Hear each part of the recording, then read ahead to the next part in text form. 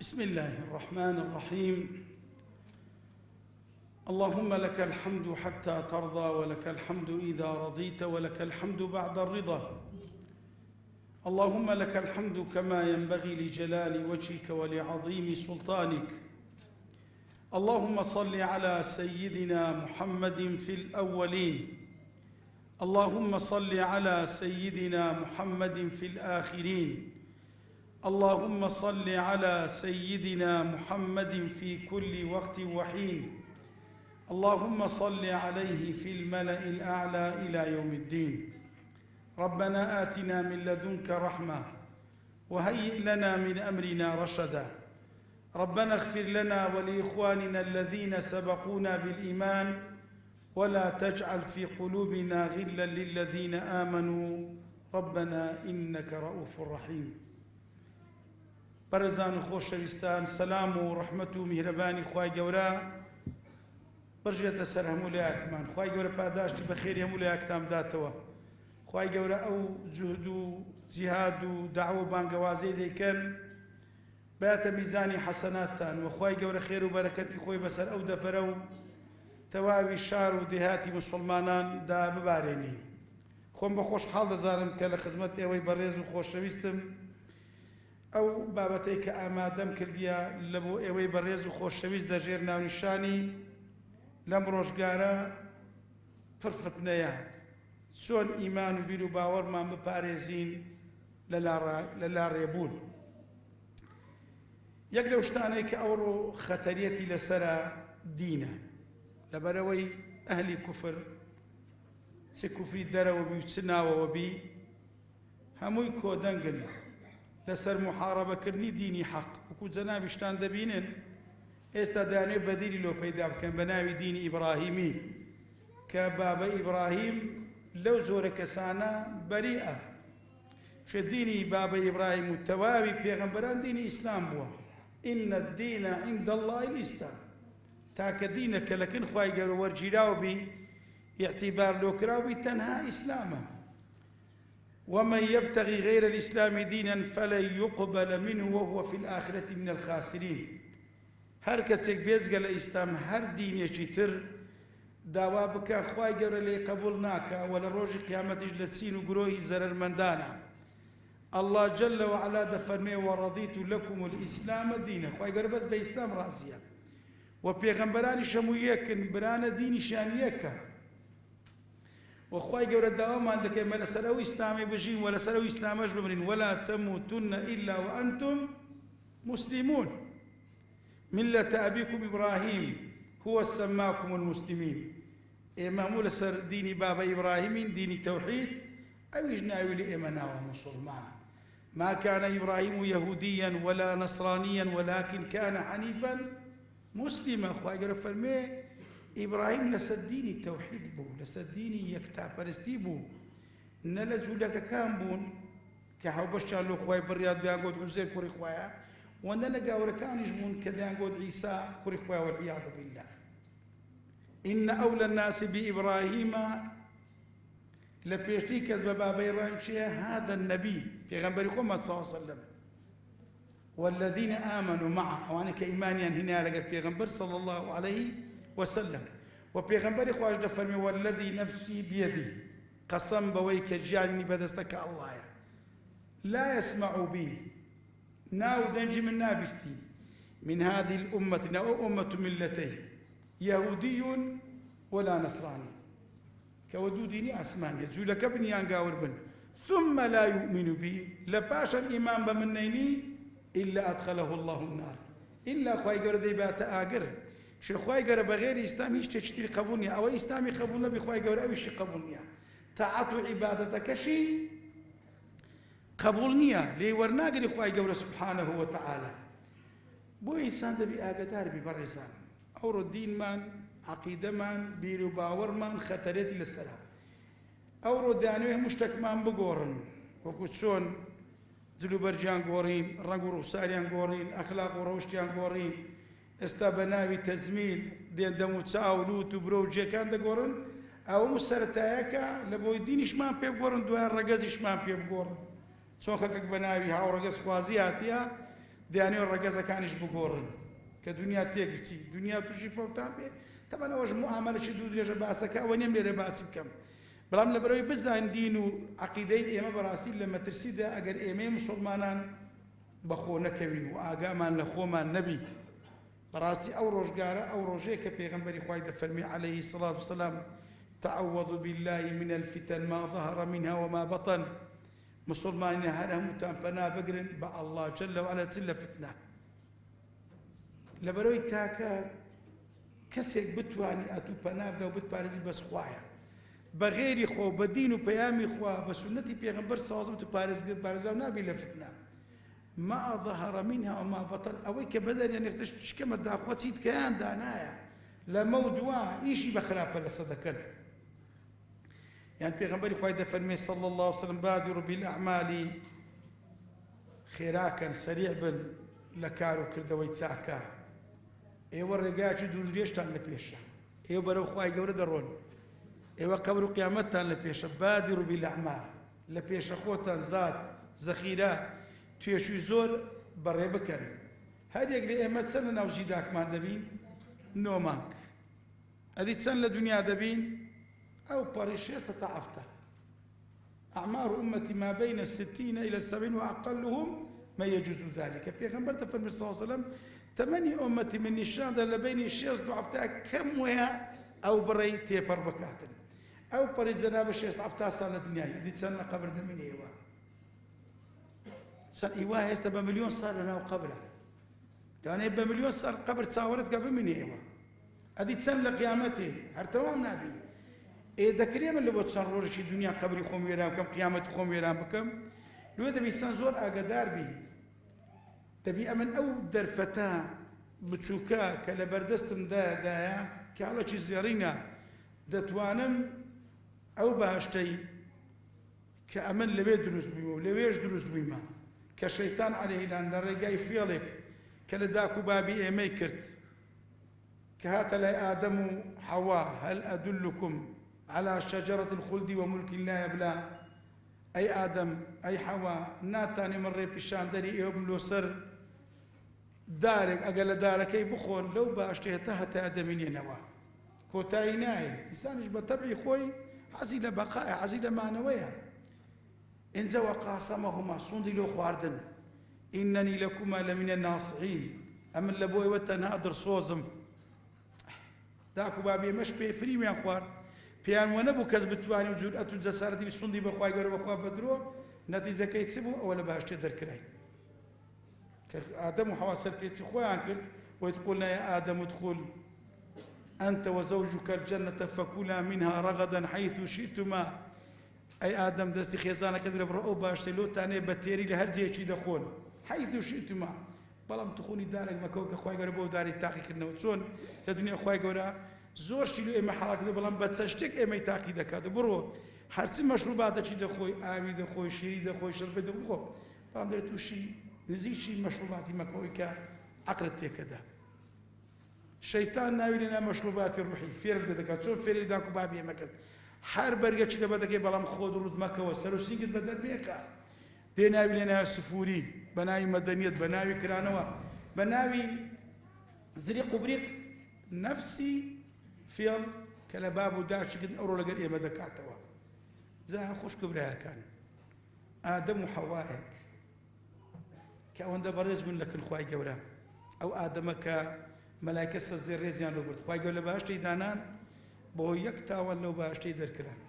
یەک تاوانیانکە لە باشتە دەرکران ئەو ڕامەینەوەی ئادەمیش دەمانێت بە کۆمەڵە تاوانێک بچینە باشتەی چۆن دەچێ باشتەی خۆ تو لە ئادەمی بەڕێزترنی خۆ لە حەوای بەڕێزترنی ئەگەر ئەوان بە تاوانێک لە باشتێ دەرکران ئەتوتێ بۆ هەموو تاوانەی بەخۆی هەموو تاوانە خۆتی لێ خلاص نەکەی بەرەو سجین و دۆزەخیشت دەبات وێ ئێستا دەبی زۆر ئاگادار و وریای خۆی بی جا ئەو شەیتانە عەلەیهی اللعنە هات دەڕێت تەلەکەبازی فەئەزەلەهومە الشەیطان کە داک و بابی ئێمەی تووشی لاخلیسکان کرد نەتیجەی ئەو سەرپێچی ئێمە کەتینە دنیا زا لە دنیا دەرفەتێکمان لە بەردەستدایە بگەڕێنەوە ئەو بەهەشتەی ئەیش بە چ بە پێغەمبەر صلی الله علیه و سلم و بەو شەریعەتە کە ئیسلامە ئەگەر تەسلیمی خوای بی قەلبەن و قالبەن لە بەرامبەر خوای گەورە هەم سەلامت دەداتێ سەلامەتیشت دەداتێ سەلامەت دەبی لە گوناح لە شەیتان لە خراپە و هەم تووشی ئاشتیش دەی واتە خوای گەورە لە دار و سەلام دەگەیەوە خزمەت خوای سەلام و لەوێن دەرێ بە سەلامەتی لەناو ئەو بەهەشتەی ڕێ دەکەی دەڕۆی جا ئەو بەهەشتەش بە چ دەکرێت بەڕێزان بەکار و کردەوە بە تەمبەڵی بەدەست نایە بە پاردانەوە بەدەست نایە کە خوای گەورە نمونەی هەرە بەرزی لێ ئێمەدانایە کە پێغەمبەر عەلەیهی سەڵات وسەلام کە ئەسحاب و ئەحبابن دەبی چاو لەوان بکەین بەوەی دەگەڕن جا ئەوە پێویستی بەچێ پێویستی بەوەی کە کار و کردەوە بکەی دەبی خێراش بی سەرع بی شوێ کار دەبەرژەوەندی توودانیە ئەگەر نا پێغەمبەری خوای دەفەرمێ فیتەنەن لەمە دوا فتنە بەڕێوەیە کە قیتەعی اللەیل المظلمی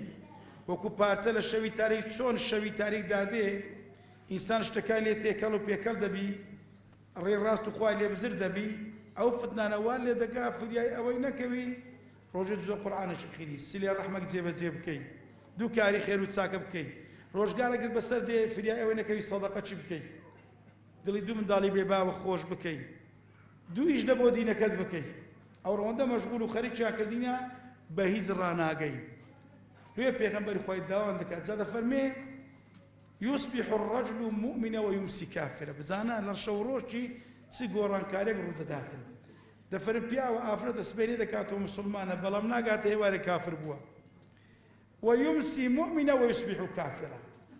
هێوارێک کردەوە پیاوە ئافرەتە مسلمانە نایگەینتە سبەینێ کافر دەبی خوا پەنامەدا یعنی فتنەکە ئەوەندە زۆر وەکو ئەو ڕۆکە ڕێک ئەو ڕۆخەکەی دەبینی چی بەسەراتی خوا پەنامەدا هۆکارەکەشی پێغەمبەری خوای دەفەرمێ يبيع دينه بعرض من الدنيا ديني دادني لبرامبر بشش كمي دنيا لبرامبر معاشش لبرامبر توقيعش زاري لبرامبر نانو كبابش زاري لبيناو دس خوشش خوا بنا ما عنده باش تيجي كمي دنيا عرضي دنيا شو دنيا شي عارضة يعني دروا ناميني بلام دين دميني ثابته ويلي دي او ديني دفروشي يعني او ديني بدي ديري واز ديني بدو دنيا دكر والله من عازري ببزر نادم خواي قورا فنام عندك واتا استعملنا او فتني داينا سون خو ما ببارز اوهم الشبهات اوهم الشهوات اوهم قنوات او بارزوري كهيا لبو اللي قوماوان ولبو نخوشان ولبو كم دستان واوانانيه والله بمليون دينار لبو منظمات الشر وخرابة بس خلشي بيدي يمكن خلشي توشي لا تري بكن زابو يخوش بيستا قولتني نعمة كخوالة قال إيه ما يكردي نعمة إيمانا ولكن الله حبب إليكم الإيمان وزينه في قلوبكم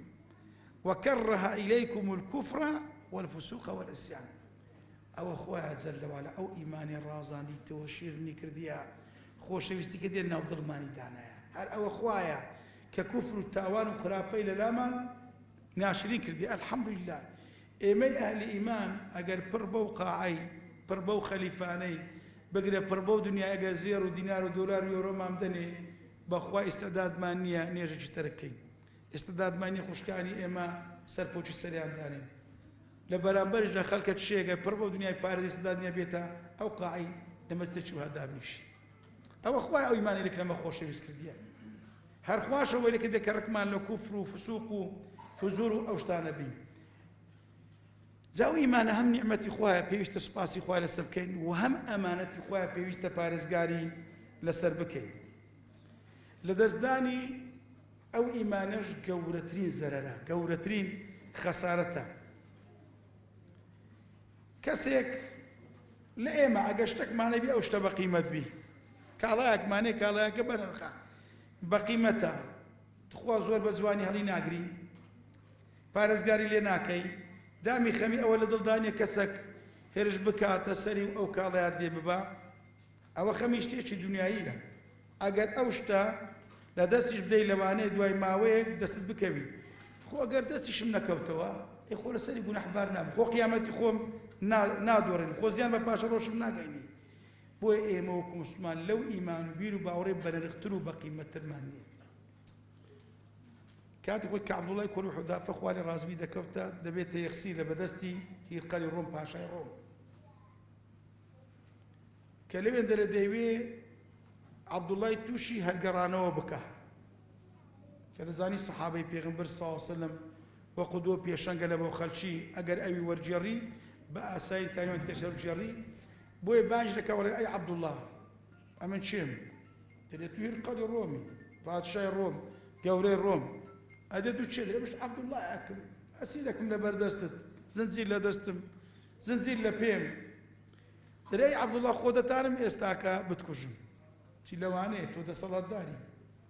أي عبد الله خودة تانم بزنديت ساوان جير خاك وخولتكم تلوانه خودة تانم بارسة بكم خودة تانم أو يبنوا لقرتكم وترنقة بتواني بلان بوتي عبد الله توكسش عاقري هيتس كاما قلوانا لقرناكم يقدا وكاري ميلي تنصر بس ببقاور وتوز لا إله إلا الله بينا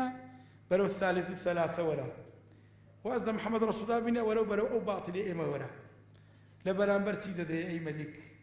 أعطيك نصف ملكي نيوي مملكتي خوم بالددمي هينك شو نشوفي خليفان وهولير وهريم وعراق نيوي دنيا كوكاتي لبردست بيقول تورا وقول شريك باش يدكين باش قلتو فرمان ويقاش أمن لبين ما توزيع يدكين لو كانت عبد الله زردخانة شي يا عبد الله يعني أو شتي كعرزم كردي زورة ها بيدكني درت خوشة وتنا والله بوي بيناكنا بس أمن بعقلي بتشوك بيدكني هاي القل والله نقني وين مملكتك أجر دنيا ويدارها ميتوبي تيم دي لبرامبر تساو كرنا وقبات كرنا شيء واز دخوا بيغمبر بين وازلين عينهم وازلين عينهم زبش عبد الله تسيه بريزان تسيهك أو يعني عرزي يقرر دكاتره عبد الله إيمان تزاني وإيماني عبد الله يعني وإيماني إيما برامبر تسيا برامبر بهشت شي عرضها كعرض السماوات والأرض أو إيمان النتو مقابل بهشتك بس بانا يكي بقدر زيو آسمانا كان خواهي قرر باس دريجة كيناكا بهشت شلو دانا خواهي قرر كبو إيماني دت سناوي ما لا عين رأت حتى يستهيز دو تساوك خوشي وين ديتيا ولا أذن سمعت بجيت كاش ندبستيا ولا خطرق على قلب بشر تصورك حتى بخيارات بخطورج نقيشتي ويرفرين فلا تعلم نفس ما أخفي لهم من قرة أعين جزاء بما كانوا يعملون فيها ما تشتهي الأنفس وتلذ الأعين جزاء بما كانوا يعملون لكم فيها ما تشتهي أنفسكم ولكم فيها ما تدعون زيادة ونزولا من غفور رحيم أويك إنسان عزب يدك ساو عزب بيني ذكاء جي عزب بيسني ذكاء أويك نفس إنسان دواي ذكاء زيادة وش لباشتي أو زلمين داري شيء من دار ذكاء أخواي كلي بردي بمهربانة آخر أو باشتي بالدنيا شي بدي آخر الدنيا دوروش كبزي ديلي هم الدنيا يتوبي بزي ديلي أنا تمردي روتنا كنوا ساعات اللي دزنا كنوا على القلب بزي درناين زيرو زبنا بروتو خودي دروي هم يبزي ديلي كوات عبد الله شون أو إيمانك هيتي شون بو دنيا اشتزائي دي بو إيه مش برزان قدر يوم إيمانه ما بزانين مسألة الدنيا پیغمبر د فرمود مسئله دنیا خو د دم کسچی خوشی بی خوشی نبی دبره دنیا شته چې اونده به قیمت برزه خو د دم کسچی خوشی بی خوشی نبی علم کدی د سرباسی ایمان او اسلام د فرمی خوانه د کسچی لا خوشی نبی پیغمبر د فرمود صلی الله علیه وسلم لو كانت الدنيا تزن عند الله جناح بعوضه اگر او دنیا ای و هر هم الا میزان و ترازو خوای ګورا وزنی پیشکێک نا بارە پێشکەیەکی هەبایە قومە ئەوچ ندا کافرەچی ئێستا چێ لەنگۆ بە من پڕ بەو قاعی پێشکەم لێ دەکرد مامۆستا پێشکەم لۆ چییە پورە پڕ بەو خەلیفانەی پێشکەت دەبێت مامۆستا پێشکەم لۆ چییە هەشبی قەلەسۆی دەکەم دەباشە پێشکەکە پڕ بەو دنیای قیمەتی نەبێت و قیمەتی نەدەیێ وەنیا دەبی باڵەکەی چەند قیمەتی هەبی کەواتە دنیا ئەوەندە قیمەتی نییە لەگەڵ خوای گەورە دنیا شتێکی بێ قیمەتە بەڵام قیمەتی بۆ ئیمانەیە قیمەتی بۆ ئیسلامەیە ئەتو بۆ ئیمان و ئیسلامی دەچێ بەرامبەر خوای گەورە مقابلەی دەکەی قسەی لەگە دەکەی دێ بەرامبەری پێغەمبەری خوای سەڵاواتی لە دیداری دەدەی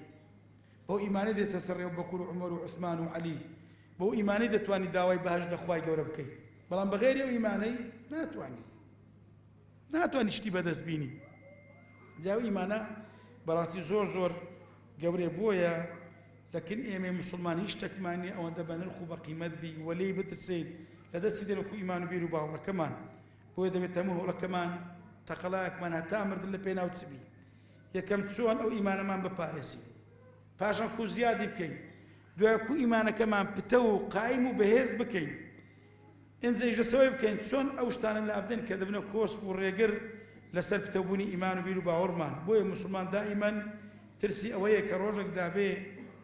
ئیمانەکەی لەدەست بدا زۆر دەترسێ زۆر دەترسێ لەوەی کە ئیمانەکەی لەدەست بدا خوا پەناماندا بە کافری بمری بە کافری بستەوە دەکەی خۆی ڕەب العالەمین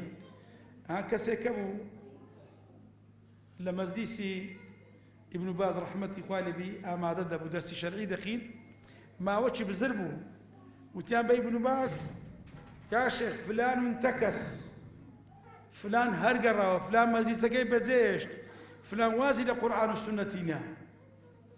فلن لعل انتكاسته من أمرين لو أنا هو كاري شكستي أو بياوي كخوي نقرت كالرخاء كبزي كمجلس خواه بيغنبري خواه بزيج لما مجلس كا لبودوش تام قرتو يكم أنه لم يسأل الله الثبات قط رجل لو أنا وكابلا قد داوي الثبات وخوراقل تسباوي لخواي نكرت بيدو وأنه لم يشكر الله على نعمة الإيمان والإسلام لو رجع سباسي خوالي لس نعمة إيمان وإسلام هو كاري أو بي بوي برز أنا مدبي دائما سباسي خوالي بكين ولا خوا وش داوي تسبايو دا مزراي بكين فتابتي برز أنا إعمل رجع دادي جين أو سردما شر آشوبا برلاي بيديني سوا شكاري قالك زور بوا دبيني الشرخوازي بأشتي خواز تمشى دكاو ئاشتی خوازیش بە شەرخواز حاشە چنوتان کەسی بەڕەڵا بە پیاو چاک و ترسۆز نیشاندا بەڵام کەسی چاچیش بە کەسی دواکەوت و کەسی ناپاک و کەسی خراپ وێنە دەکاتن ئەگەر کەسێک مەترسی لە دەستدانی ئیمانەکەی نەبی ئەوە کەسێکە یان زۆر زۆر نەزانە یان زۆر کەسێکی باوەڕ لاوەزە و دەبی بشزانی بەڕاستی لە مەترسێکی زۆر زۆر گەورەدایە ئەمە دەتام لێرە دوورم لێرە جەنابتان بینمەوە بە دوو پێغەمبەری بەڕێز یەکیان پێغەمبەری خۆمان عەلەیهی سڵام کە خێر الخەڵقە کە حەبیب الحەقە کە خۆشەویستی خوای گەورەیە لەگەر ئەوەی کە پێغەمبەری خوای بوو کە جبریل بەسەری دابەزیە و هەڵبژاردەی خوای گەورە بووە وەحی و ئاتیا ئەو جە پێغەمبەری خوای لە خۆی دڵنیان نەبووە ئەو جە پێغەمبەر صلی الله عەلەیهی وسەلەم ترسایە دعاء شبو بيغمبر صازم كبردوان بين اخوي دبارا ودعاء كتسبو ديفرميا مقلب القلوب ثبت قلبي على دينك بردوان ديفرمو اي اخوي كهالجيروي دلكاني بدستوات دلكان هالجير ورجر دكا سرا وجور دكا دلي من لسديني خود دابني او دعاء بيغمبر بو يعني داك مع عائشه دفرمي بيغمبر اخوي بردوان او دعاء ذكرت ده تجوري دسوه دير رادك شا روز قلت ما أي پیغمبری خدا دلوا دعای زیادر نازنی پیل خدا گر پاره و أو تسمع دو دعای دكي يا مقلب القلوب ثبت قلبي على دينك أو تخاف على نفسك سيدري لخوات ترسل لباجو يكاتو پیغمبری خدا تترسل ككافر بي تترسل إسلام القريوة پیغمبر خدا فرمي عائشة وما يؤمنني وقلوب العباد بين أصبعين من أصابع الرحمن فرمي عائشة تشتكى من دڵنیان کە لە کاتێک دڵی تەواوی بەندەکان وەکو دڵک وایە لە بینی دوو پەنجەی خوای گەورەیە ئەویش سەرۆژێری دەکات سەرۆژێری دەکاتن بۆیە دڵم ئەیە خوای کە هەر ژێر و وەرجێ دڵەکان دڵی من لە سەدینی خۆت دابنێ شە پێغەمبەر دەفەرمێ ساسەم سمي القلب قلبا لكثرة تقلبه بەدڵ دەگوتێ قەلب لە بەرەوەی دائیمەن لە گۆڕانکاریدا هەیە و دەشفەرمێ نمونەی دڵ بە ئینسان وەکو چ وایە وەکو پەلچێک وایە ئەو پەلکەش بە لقەچووی لەقەش بە دارێک دارەکەش لە بیابانەچی کە با هەر دەکا ئەو پەلکەی هەرجێر وەرجێر دەکا دەفەرمێ دڵی ئینسانیش ئەو هەیە کە بای هەوا و ئارەزوو هەری کرد دڵی ئینسانی دەگۆڕی خوا پەناماندا بۆیە دڵم خوایە دڵی من لە سەردینی خۆت دابنێ ئەوە پێغەمبەر صلی الله علیه وسلم بەو باوەڕە تۆکمەی کە هەیبوو ئەوە ترسی بوو ئەوە دوعای بوو باش ئەمن و ئەتۆچی ئیمان لاواز ئیمان زەعیف ئەمە لە پێشترین نە بترسێن لە پێغەمبەر صلی الله علیه وسلم ئەمە لە پێشترین نە لە پێغەمبەری خۆی ئەو دوعای بکەن و کە داوای سەبات و بەردەوامی لە خۆی بکەین بەڵێ لە پێشترین بۆیە پێغەمبەر سازە فێرمان دەکە کە بەردەوام و دوعای بکەین و لە خۆشمان تەئمین نەبین دوم پیغمبر بابا إبراهيم عليه الصلاة والسلام ليش يقول دعاء كان كأخوال القرآن لو مت ما كذا بابا إبراهيم سيدا فرمون وجنبني وبني أن نعبد الأصنام دفرم خويا دا وكارك ميا خومنا وكانم بدور بغري لبرسني بتكان خومنا وكانم من دار كانم بدور بغري لبرسني بتكان إباشا إبراهيم بيشواي يكتا برستكان بو شينري بتكان بو تصرك وازي لبابو قالوا تيرو وازي خوي هنا لبروي بتبرز بون عاوزة هشتا دا ترسل لوي روجك خوي يا من دارو نوكاني بتبرز أي أو ترسمانة أما لبي كروجك ببنا بتبرز ببنا قبر برز ببنا شخص برز وكو استاخر كتش دبيني خوان بنا من دا أي أو ترسمانة لبو من دارو نوكان ما كروجك شي لو ري هرقر نواز دوري متنسر ريتش خوارو خيت كورو تسند زور ريقا خوارو خيت سكان بو يزانيان دفرمون فمن يأمن البلاء بعد إبراهيم فمن يأمن البلاء بعد إبراهيم وتشيه بيترز بيه لتجبون بلا لدواي بابا إبراهيم أقل إبراهيم ترسابي يعني ترسال باش الروش نوكاني كما نو إبراهيم عليه الصلاة والسلام لبروي بتبرسي برز استبيدا بيتوا كأنت خوي بتشان دا برست دا زاني خوانيا بلام دا نقول اخوان من نزيك دكاتوا والذين اتخذوا من دوني أولياء ما نعبدهم إلا ليقربونا زلفى بابا أو بتانا أو تيم هيكل وتمثالي بياو تاكام بوينا أما لوان دا ذكر تاكوانج نمان أخوي بارنوا دا زاني خوانينا أو بتاني كديان تاشي دروستان دا زاني قازان زينيا إخو زلال شي نبو بلام أورو ما بتك ما بدست خو من تاشيا كقازان زينيا زلال شي هي أو بتاني كورو ما تاشيت ما بدست خومان سرو تساويهم قيلانا كانن همو تشيشا كانن همو نهامت كانن أورو للشيوي حزبك دي بارستي للشيوي رئيس حزبك دي بارستي للشيوي كتمودي لك دي بارستي للشيوي لزور شيواتي خوابنا ماندا بدستي خود دي تاشي وكو خواشت ما شايدك وكو خوالي دي ترسي وكو خواب بيواد التاني الزريري لدى قازال زي بيبيني خوابنا ماندا إذا إبراهيم تصدى بيه مجد من داري خو ما بترسي دبي آقدار بين أوشتاني كذبنا هو كار كإنسان إيمان لدزد تشي لا تربي سنقطيك بسرعي أما جاي بيدكين يكم دبيني أو كسانة همش تشي دخين نوا همو بابتك أو زي الشريطي أخبار يكام بيان لا تركم الله هان همو كتابة تشي دخين نوا أو برازيش تشي زوزور كارساتا يخلش ما بهندي يعني أو تيجيش نينيا راس خواري لك بكاته زور زار دبيني بشيوتي الشيطانة دي شيطاناني دي وكوستا بيدا بن خلقانك زور ناوي زيازيان لخدانا دين تأويل آيات وحديثة كان دكان خلقانك عقلاني دورات يم بيكرا لواني اتوشي سوا شبكن هرد قرينا وخاي ربنا ماذا كوادا زنابد نابي او كات لتو بقيمتها سرقي لمشتشي بيكلك لغير القرآن حديثي بيغمبر صلى الله عليه وسلم بتيجيشني الصحابة برزكان بتيجيشني او امام برزاني كأو دنيا لبوي ما قواستو بو بري أما تمن علماء زورن ألم أو تسال إمام برزك قبوليا وقرت نا أمتي إسلام هر لقور إمام مالك وأبو حنيفة وشافعي وحنبلي رزق رحمة إخوان لبي هر كسي دز بقرآن وسنير السر أو تسال إمام أبي سيدي تجناسي إمام كانت إشمانية رحمة إخوان لبي كخدمتي عن كرديا زي دستي بلام أو تسال قبوليا وقرتيا هو إلى إجماعي أمت لا يدا بجي مكان كعبراش تشي تازه ديني تير مخرتي خير لويدا يا كسلفي صار على سلم رحمة إخوان النبي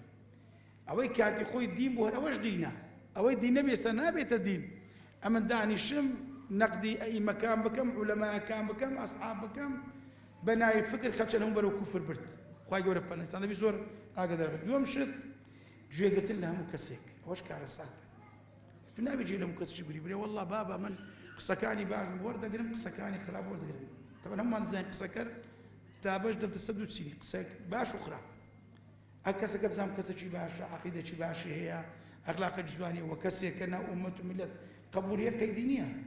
بسيادة كما قلنا ازم عليك فلان كس عقيده كوا ليه ورده قرم بلام كسك قلنا يناسم كبراك بيدا دبي لبرده هنا سشاشه شي قبري اذا كان دي بكيف خوي لما سائل قال اخسي اذا كانت وزورك سلام ما خرتي دعاء أو كاتت شيء لا تريبون دبي یان سیرکردنی هەموو شتێک ئینسانی دەبێت چاوی بەڕەڵا کردیە هەموو شتێکی تەماشا دەکات ئەوە خۆ کوشتنە تو نابێ هەموو شتێکی تەماشا بکەی هەموو شتێکی ببینی دوێ من داوا دەکەم بە تایبەتی تۆڕە کۆمەڵەتیان هەر شتێک براوە کراوە تەماشای مەکە کاتی خۆی پێ مەکوژە چوتمەوە خۆ کوشتنە دایمەن شتی بە ئیسفادە چلۆ کات لە بەرژەوەندی من دانیە لا کۆتاییەکەش هەندێک کۆکار هەیە کە ئینسان چەسپاو دەکەن لەسەر دینی خوای گەورە ئاماژەی پێ دەکەم یەکەم شت کە واز دە ئیسوان لە ئینسان بکە کە چەسپا و دامەزراو بێ لەسەر ئەو دینەی وەکو شاق بجووری ئەو نەجوورێ ئەوەیە کە جەناب ڕوو بکەی قورئانی پیرۆز بچێ خزمەت قورئان بیخینەوە لێ وەرببیەوە لێی تێبگەی ئیشی پێ بکەی ئەوە باشترین هۆکارە کە جەنابت دەپارێزی لەوەی کە تووشی لاتەڕێ و لادانبی خوای گەورە دەفەرمێ وقال الذين كفروا لولا نزل عليه القرآن جملة واحدة كذلك لنثبت به فؤادك ورتلناه ترتيلا خوای گەورە سبحانه وتعالى ئەو قورئانەی لە خلالی 23 ساڵ بەپێی کات و بەپێی پێویست دابەزان بۆ سەر پێغەمبەر بۆی دڵی چەسپاوە بکە بۆ ئەوەی دڵی دامەزراو بکە کەواتە باشترین شتێک کە بەردەوامت بکە لەسەر دینی خوای گەورە ئەو قورئانەی کە بچێ خزمەتی بەجێکردنی ئێستاش حەملە تەفسیرەکان زۆرە سەر لە خزمەت تەفسیرەکان دووەم باوەڕبوون بە خوای گەورە و ئیشکردن بەکردەوەی چاکە ئەتوو بڕوات بەخوای هەیە بڕوات بە پێغەمبەر صلی الله علیه وسلم هەیە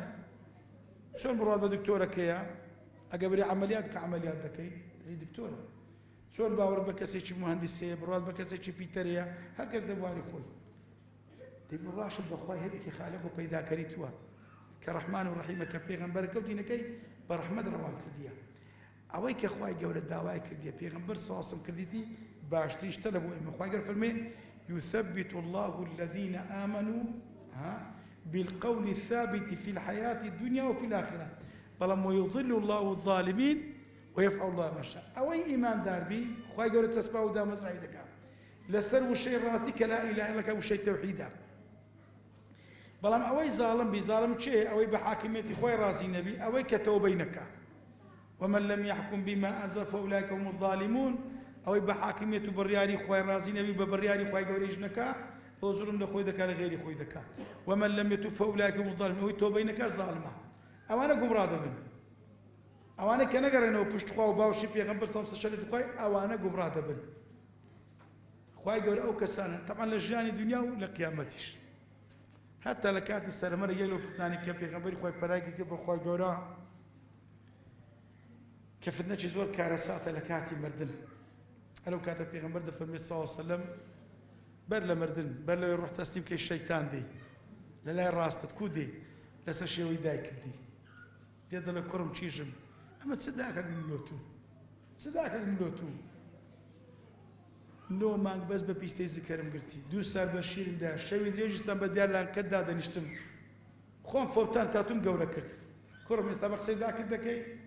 موت یەهودیە بە جوولەکەی ببرە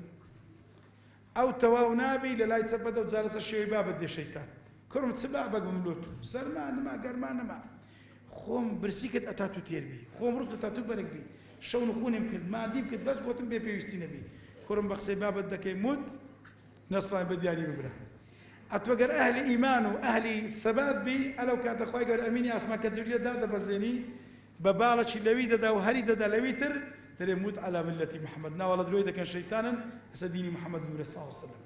خوا لەو کاتەش ثەباتت دەداتی وخواي جورج دفرمي ولو أنهم فعلوا ما يوعظون به لكان خيرا لهم وأشد تثبيتا دفرمي أجر أوانا يشام بكرت بها بو آموش قارياني كلا قرآن لحديث لي عن ذكرى أولو وان ساكتر بو أوا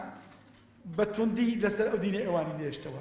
أو رأى شيء شمان سي لو تشي قنا حدين شبه آموش قارياني قرآن ناكي لو تشي خلافة دي لبري بجيه بيغمبر صلى الله عليه وسلم ناكي